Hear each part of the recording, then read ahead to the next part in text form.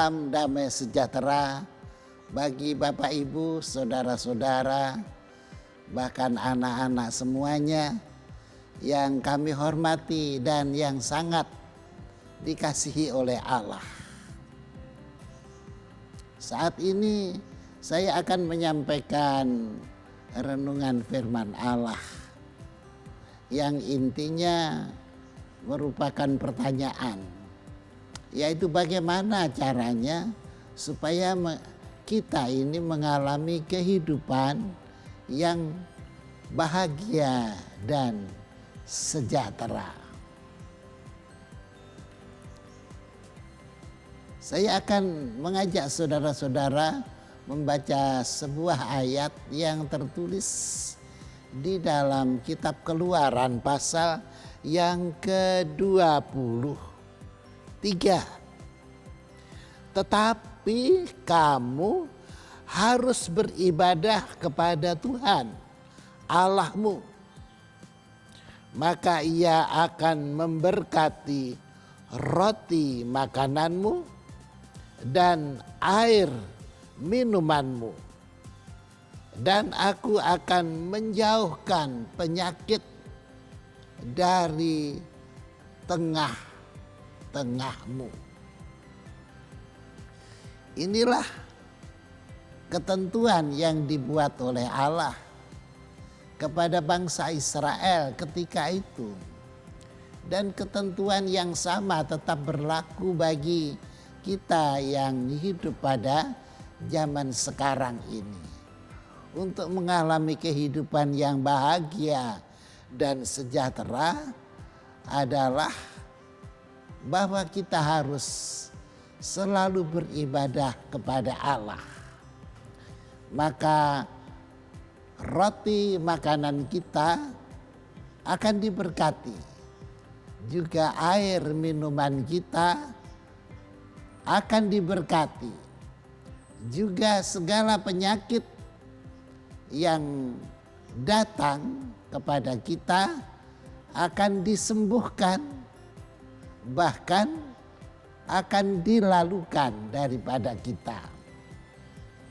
Jadi kuncinya adalah beribadah kepada Allah.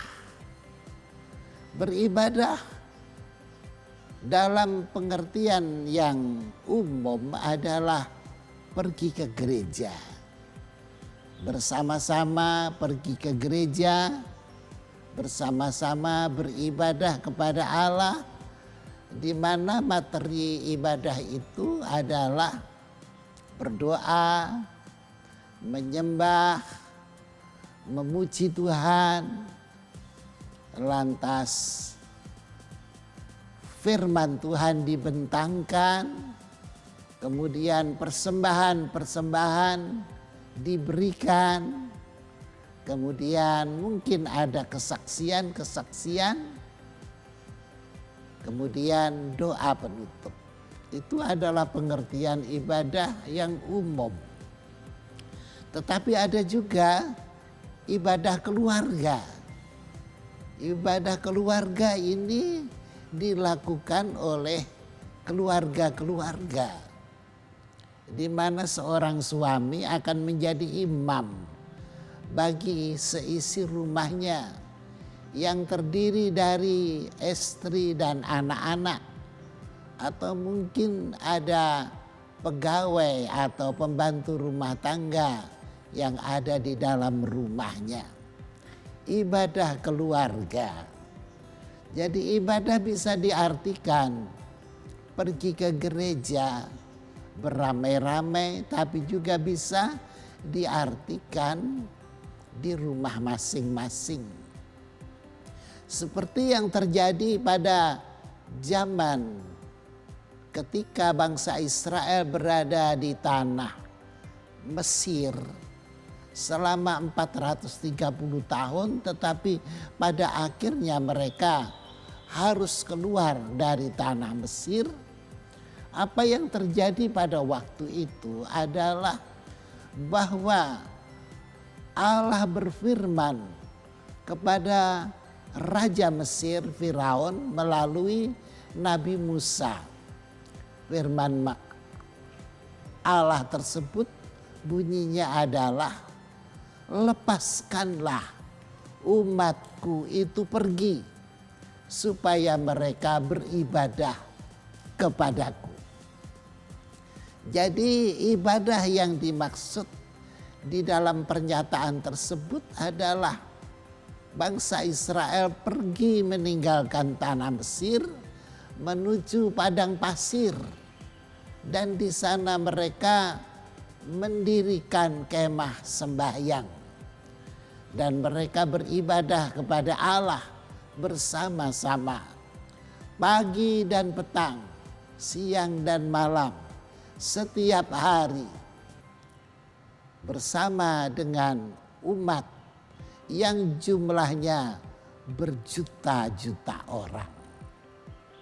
Tetapi di dalam kisah yang tertulis di kitab Keluaran itu, khususnya Keluaran pasal 12, di sana ada ibadah yang dilakukan di rumah-rumah, di mana setiap keluarga harus menyembelih seekor domba atau seekor kambing yang berumur 1 tahun, yang tidak bercela, yang sehat, dan kemudian dagingnya dipanggang, lantas dimakan dengan keluarganya. Atau mungkin ada tetangga yang bergabung karena terlalu kecil jumlah anggota keluarganya. Nah, ini merupakan ibadah juga, ibadah dalam keluarga. Mereka harus berdoa bersama-sama, memuji Tuhan.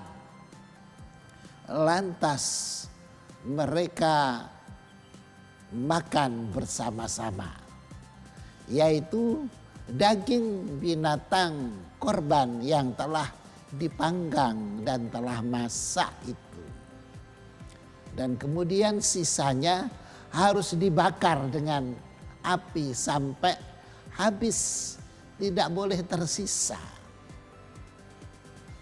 Ibadah tersebut dilakukan di dalam rumah dan mereka dilarang keluar rumah. Sebab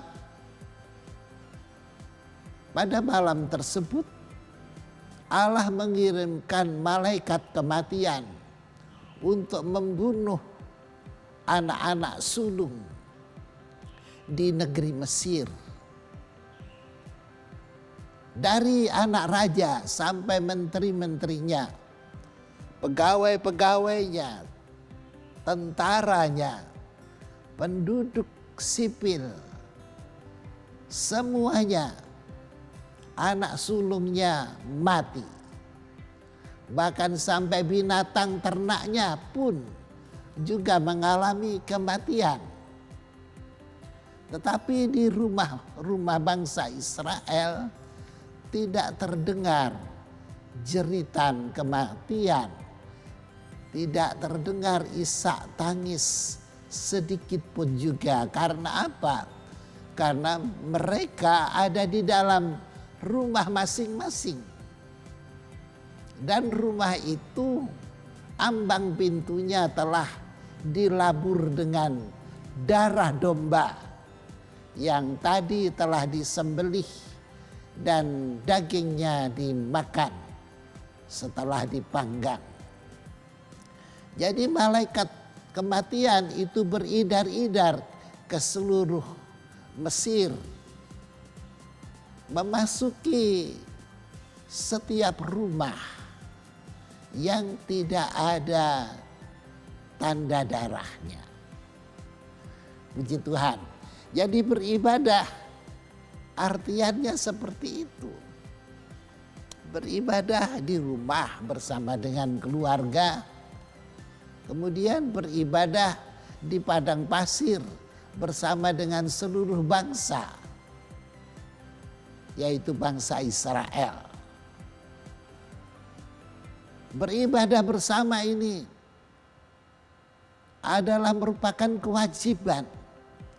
Beribadah dalam keluarga juga merupakan kewajiban. Kedua-duanya diharuskan oleh Allah. Allah seakan-akan memaksa Raja Mesir supaya melepaskan umat Israel pergi beribadah bersama-sama. Jadi begitu pentingnya ibadah ini bagi umat Israel, dan betapa tinggi tuntutan Allah terhadap umatnya agar mereka beribadah bersama-sama. Sampai-sampai Allah tega menjatuhkan berbagai macam tulah kepada bangsa Mesir. Sampai 10 macam tulah. Jadi ini menunjukkan betapa obsesi ibadah itu tidak bisa ditunda-tunda lagi. Tidak bisa ditawar-tawar lagi, melainkan harus dilakukan. Di rumah-rumah dilakukan, di padang pasir bersama-sama juga harus dilakukan. Dan dalam ayat yang kita baca tadi, kita mendapatkan informasi bahwa apabila umat manusia beribadah kepada Allah, maka firman Tuhan mengatakan, aku akan memberkati rotimu dan memberkati airmu, dan segala penyakit akan dilalukan. Puji nama Tuhan. Saudara-saudara, jangan berkecil hati. Mari kita beribadah. Beribadah di rumah hari-hari ini sedang dianjurkan. Tetapi jangan lupa juga, nanti pada waktunya kita mesti beribadah bersama-sama di dalam gereja kita masing-masing. Jadilah anggota jemaat yang setia. Sebab apabila kita tidak melakukannya, kita tidak diberkati oleh Allah. Bangsa Israel yang melarang beribadah, mereka malah dijatuhi tulah. Ibadah merupakan hal yang penting sekali, saudara-saudara. Pada zaman dahulu, hukuman-hukuman, penyakit-penyakit dikirimkan oleh Allah demi supaya umat beribadah kepadanya. Saudara-saudara, pada suatu ketika yang tertulis di dalam kitab 2 Samuel pasal 24. Di sana bangsa Israel yang ketika itu sudah berkerajaan. Dan rajanya adalah Daud. Mereka juga sedang dilanda tulah atau penyakit yang mematikan. Sehingga banyak ribuan orang dari rakyat Israel tewas karena penyakit yang sama, yang serupa. Tetapi tulah itu berhenti kapan? Yaitu ketika Raja Daud sebagai pemimpin yang bijaksana, mereka itu dia itu mengajak bangsanya untuk beribadah kepada Allah. Jadi Raja Daud membeli tanah pertanian dari seorang penduduk bernama Arauna. Lantas mendirikan mezbah di sana. Mezbah itu di atasnya dikorbankan. Binatang korban dibakar. Dan kemudian tulah itu berhenti. Penyakit sampar itu berhenti. Dan rakyat mengalami kedamaian, mengalami ketentraman, mengalami kesehatan. Saudara-saudara, pada zaman sekarang ini juga banyak sekali penyakit yang beredar. Kalau zaman dahulu mungkin hanya orang-orang tua saja yang kena penyakit-penyakit. Karena fisiknya, karena imunitas tubuhnya sudah merosot. Tetapi zaman sekarang itu penyakit tidak peduli. Anak-anak muda tidak sedikit yang kena stroke, darah tinggi, hipertensi. Juga tidak sedikit yang terkena kelebihan kolesterol. Juga tidak sedikit yang kena kelebihan gula darah. Sehingga mengalami sakit-sakit yang sangat menerpa.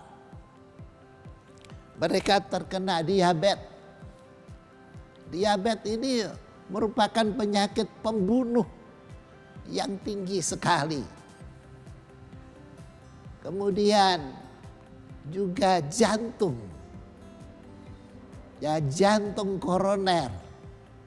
Nah, saudara-saudara, berbagai macam penyakit atau tulah melanda anak-anak muda sekalipun. Itu sebabnya harus waspada. Tidak orang tua, tidak anak muda. Harus menjaga pola makan. Harus menjaga pola hidup. Orang menjadi sehat karena makan.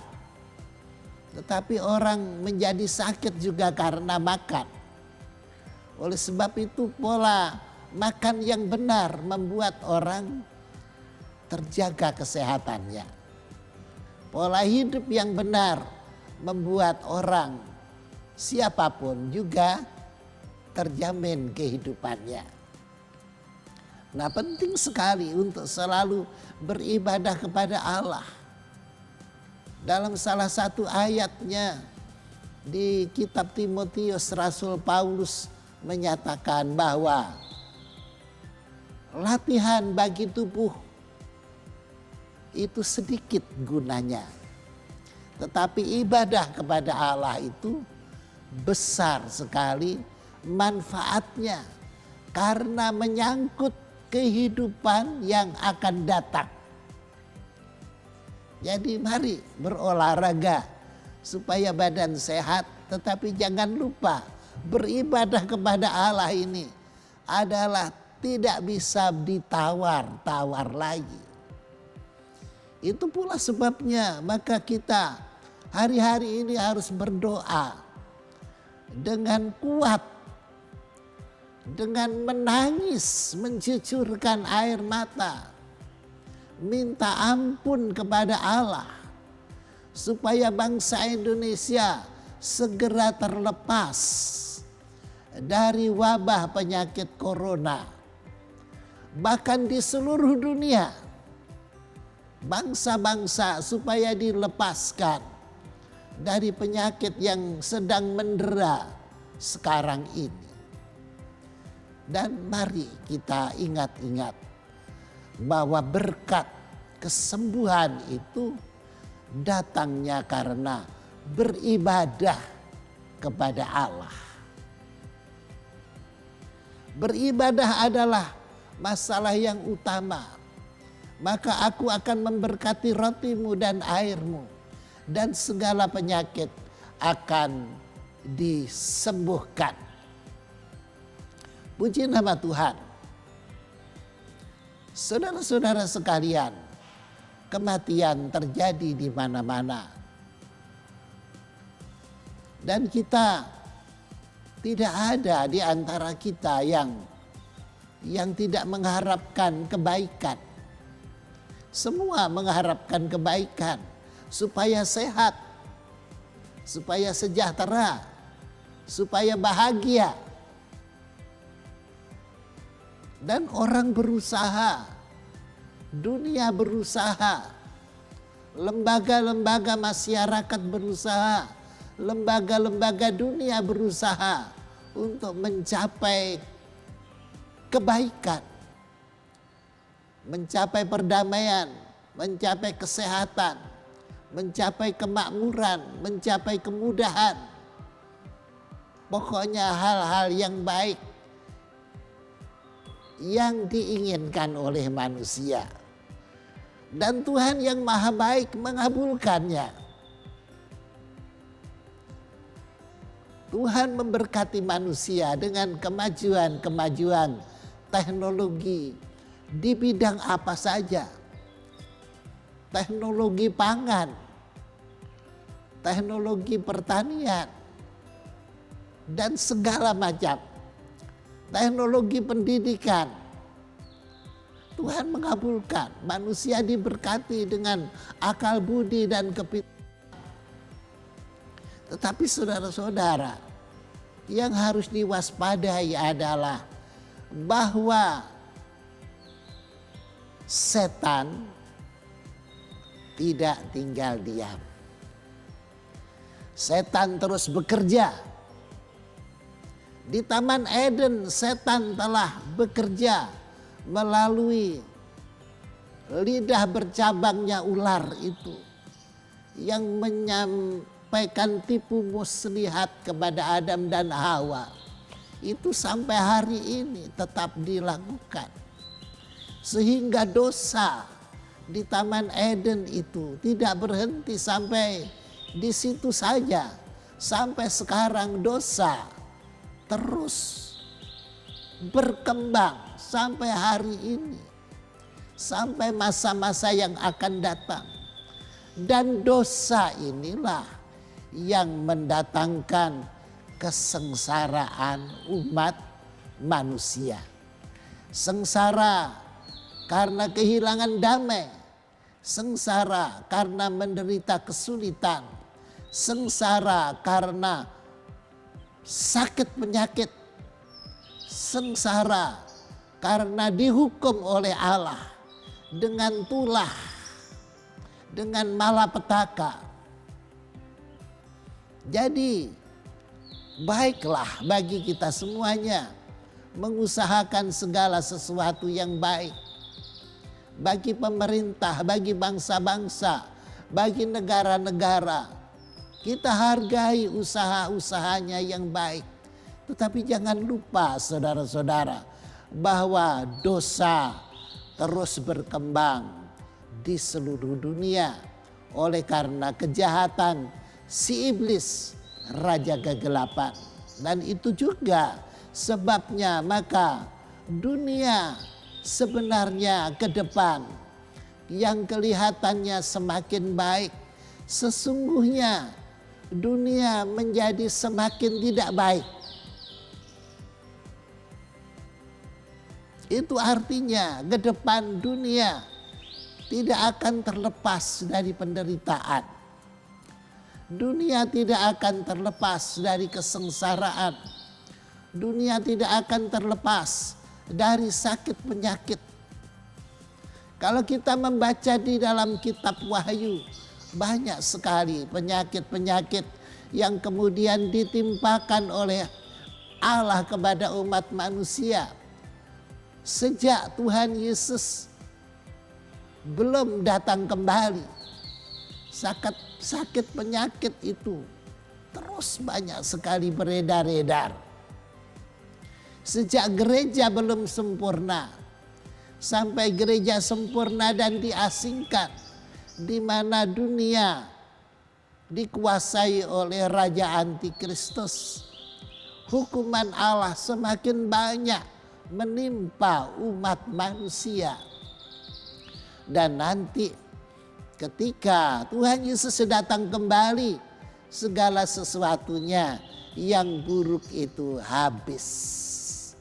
Karena memang dihabisi oleh Tuhan Yesus Kristus. Tuhan Yesus Kristus yang mati di atas kayu salib itu adalah untuk menebus dosa-dosa kita. Di dalam kitab Yesaya pasal 53, Di sana disebutkan bahwa Tuhan Yesus itu disengsarakan. Dia dihukum. Dia dianiaya. Orang mengira dia kena tulah. Orang mengira Tuhan Yesus itu terkena tulah karena kesalahannya sendiri. Tetapi sebenarnya Tuhan Yesus itu menanggung kesalahan kita, umat manusia. Seluruh umat manusia berdosa dan seluruh dosanya ditanggung oleh Tuhan Yesus. Tulah yang seharusnya ditimpakan oleh Allah kepada kita itu ditimpakan kepada Tuhan Yesus. Dan dia telah menggenapkan, dia telah membuat hati Bapa di sorga merasa puas. Sebab dosa memang harus dihukum. Dan ketika Tuhan Yesus dihukum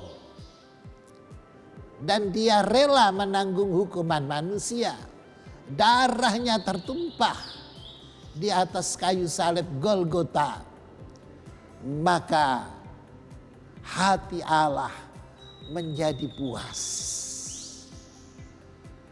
Jadi barang siapa yang percaya kepada Tuhan Yesus Kristus dan beribadah kepadanya, maka dosa-dosanya diampuni.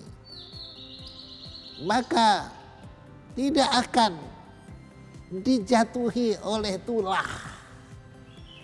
Tidak dijatuhi dengan hukuman. Akan dibebaskan dari laknat. Akan diluputkan dari hukuman neraka.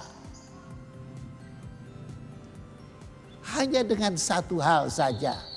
Percaya kepada Tuhan Yesus Kristus. Zaman dahulu bangsa Yahudi di Mesir, dia percaya kepada firman Allah. Mereka mentaati ibadah keluarga dengan mengorbankan domba. Dan mereka diselamatkan. Dan zaman sekarang kita beribadah dengan keluarga atau beribadah di gereja nanti pada waktunya. Maka kita pun akan diluputkan dari hukuman Allah. Sebab itu saudara-saudara, beribadah kepada Allah adalah hal yang utama.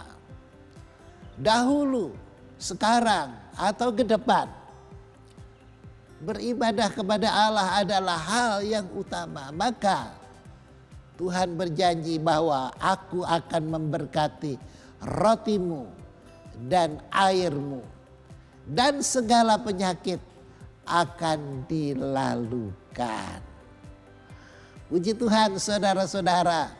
Salam damai sejahtera, salam sehat bagi Anda semuanya. Diberkatilah Bapak Ibu, diberkatilah keluargamu, diberkatilah Indonesia, diberkatilah umat manusia.